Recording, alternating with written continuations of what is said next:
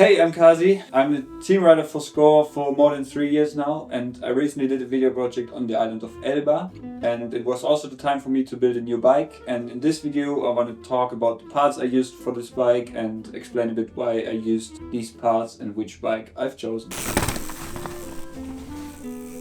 I've chosen the 2024 version of the SCOR 4060 LT. The color is called Salsalito and LT means long travel. I've got the flip chip in the long travel position and I got the head angle in the slack position. My height is 185 and I'm riding the size large, which is 485 millimeters reach.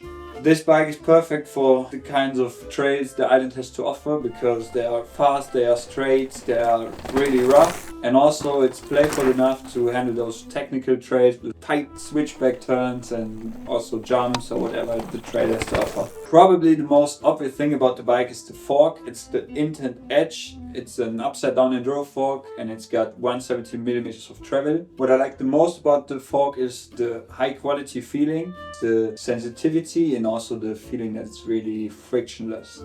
I'm riding my fork with 79 psi, and for the tracks on the island I like to ride a bit of a slower rebound because there are no jumps, there are no turns and a bit more rough tracks, and for me it feels more safe to have a bit of a slow rebound.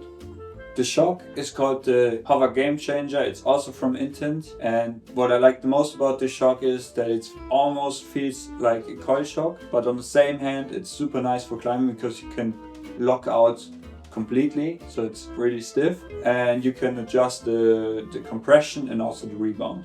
The brakes are called Trinity. They are also from Intend and they've only been around since last year, and what I like the most is the levers feel really good because they have 4 bearings in each lever, and also the bleeding system is really clever, so it's no mess when bleeding, and they are super powerful. It's crazy.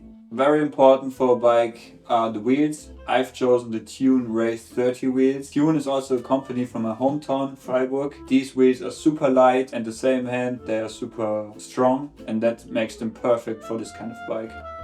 Tires. I'm riding the Michelin Wild Enduro tires front and rear. I don't run any inserts, I just run a normal tubeless setup. For trails like Elba, I like to ride a bit less pressure. I'm riding 1.8 to 1.9 bars, and this just gives me a bit more traction on the rough and loose trails. For the drivetrain I've chosen SRAM GX. I've been riding it for years now. I've never had any issues with it. They're doing the job perfectly good, and they're actually stock on the bike.